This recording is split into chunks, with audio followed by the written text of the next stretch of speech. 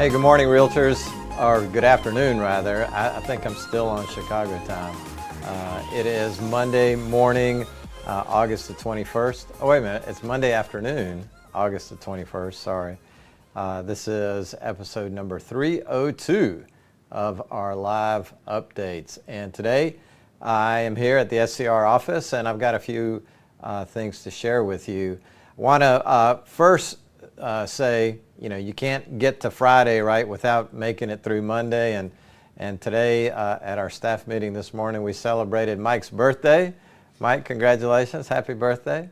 And we got to celebrate with some donuts this morning, which was a great way to start a Monday morning. Wish you all the best, Mike. I was in Chicago last week with several others from South Carolina, and I had all the intentions of providing a live update from the Windy City with President-elect Rhea Smith and the other SCR members that were in attendance. But I goofed up and left all of my recording equipment at the house. As I was packing my bag last week, I forgot to put the mics and stuff in there. So my apologies. But there's plenty to report, and want to take you on a little bit of a recap of some of the highlights from last week's meeting. So there were really three elements to last week's Leadership Week in Chicago. This is an event that NAR hosts every year, and typically it's for training purposes for incoming president-elects from local associations and state associations, their association executives, all of the NAR committee chairs and vice chairs, and also some YPN, Young Professional Network training. So this year it was all combined into 1 week of training, the first part being the President-elect training with chair and vice chair training and the YPN training to cap the end of the week. And want to share a couple of those highlights with you. First, let me thank President-elect Rhea Smith. We hosted a group of almost 30 South Carolina realtors who attended. It was the largest contingency from South Carolina ever to attend the Leadership Summit. And I'm really proud of the group. I'm glad we were there number one, you get to know each other a little bit better, the networking, but the training was incredible this year as well.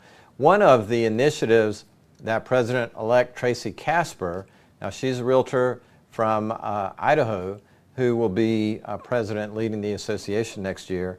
One of the initiatives that she is launching next year is emphasizing financial literacy in high schools. We all know, I'm sure you've all dealt with buyers, first-time buyers whose credit was destroyed by their high school and college years. I know college didn't do my credit any favors, Mike.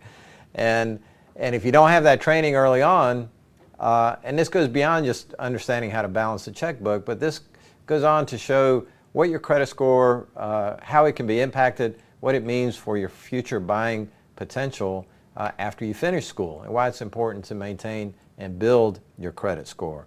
So President-elect Casper has got a plan. They've created a curriculum and programming, and her goal is to have a realtor in every single high school teaching financial literacy by next summer.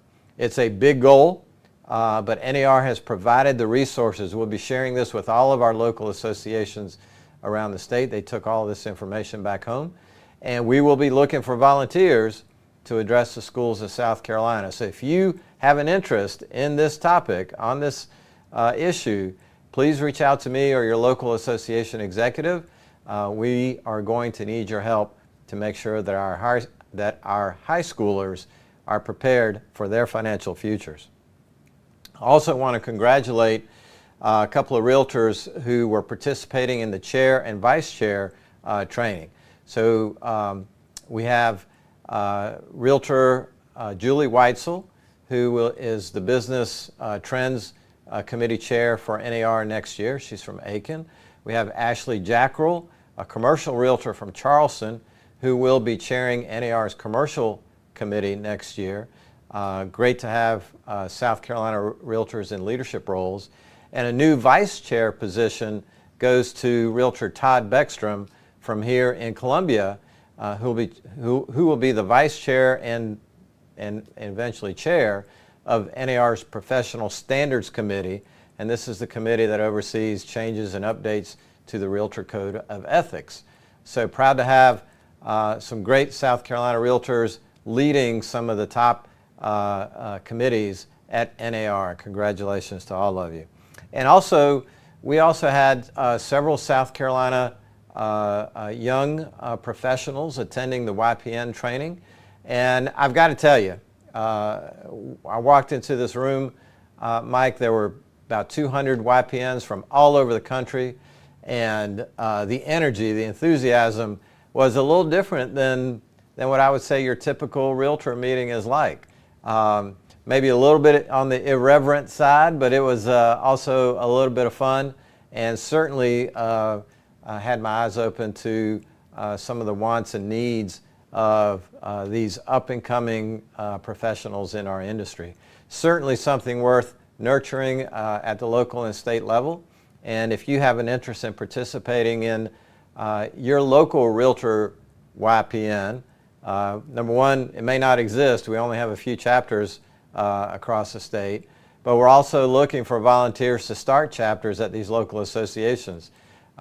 If you're interested in creating this network within your local association, please, again, reach out to your local AE or contact us, and we can help provide you with some tools and resources to get those going. So we left Chicago. It was, Mike, it was 70 degrees. I had a windbreaker on. The weather was fabulous, and that's all I got to say, because I got off the plane in Columbia last week, and it was hot. But we're used to it. We're Southerners. We know what hot weather means. Speaking of hot, NAR is out of some hot water with some good news on the legal front. The Rex lawsuit was dismissed with prejudice last week, meaning they can't come back. NAR was accused by a real estate firm that is known by Rex in all the proceedings. They were accused of conspiring with Zillow to hide non-MLS listings on their websites and whatnot. The judge said there was no merit in the case and dismissed NAR completely. So good news for NAR on that front.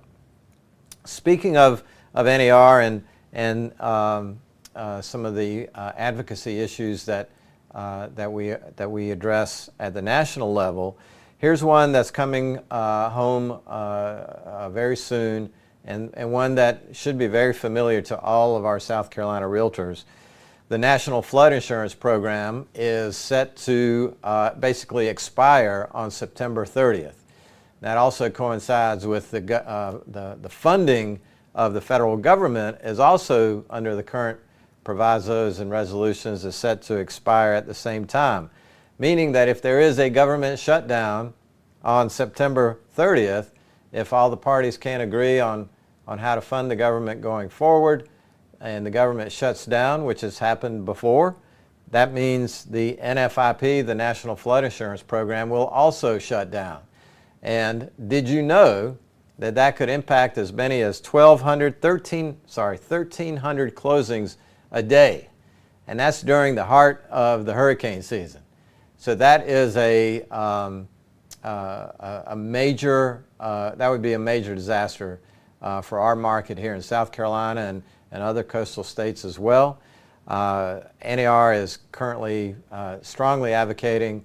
There are a couple of bills, standalone bills, that would authorize NFIP going forward for at least another year, kind of kicking that can down the road again. But those bills have not been voted on yet. They haven't even come out of committee as far as I know. So we've got another deadline coming. And again, this one dealing with flood insurance again. And I know I sound like a broken record. Mike, we could probably find update number 123 with the very same messaging, right? If we go back into the archives. So it is, you know, as I mentioned, it's August 21st, 2023. So this is not a repeat of the same old info, but this is yet another situation where we may be looking at delays in closing because of flood insurance. So one last thing, I guess, Mike, I have, speaking of flood insurance, speaking of insurance in general, we have seen a dramatic rise in just general homeowners insurance premiums all up and down the coast of South Carolina. Not so much inland or in the upstate, but it seems to be targeted along the coast, and trying to find out why those rates are increasing so quickly. We're quickly pointed to states like California and Florida, where major insurers have pulled out of the marketplace. Reinsurance markets have dried up, and insurance companies are assessing their risk in a much more dramatic fashion than they have in the past. To that end, we've had several meetings with our national association. We coordinated a meeting, a conference call just last week, well, a week before Chicago, with leaders from Florida and California to better understand the dynamics in those markets and how that could create or come to a point here in South Carolina. And it is having the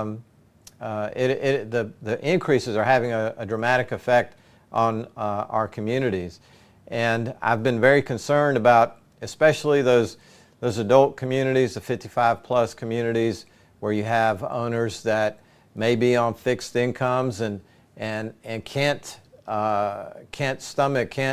participate in an insurance premium that increases by $100 or $200 a month. And recently, just in the news in the last few days, in Pembroke Pines, a small town in Florida, at a 55 plus community called Century Village, there was a huge protest. Hundreds of homeowners had come out protesting the increases, almost doubling of their insurance costs, and many claiming that they were moving out of Florida to avoid and be able to afford where they live. Are we going to have similar protests here in South Carolina? It very well could come to that. We have invited the Department of Insurance Commissioner Michael Wise.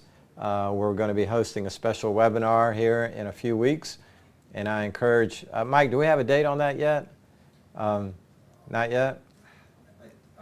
Yeah, I'm not. We'll be marketing that very soon and sharing that with you, but we're going to bring the experts to the table to help offer some advice and an explanation of what's happening in the marketplace and what we can expect in the months and years ahead. So with that, I am going to wrap things up today. I know that was a long update, but I missed y'all last week, and look forward to catching up with you again very soon. In the meantime, stay safe, stay Realtor strong, and we will catch up with you again real soon. Take care.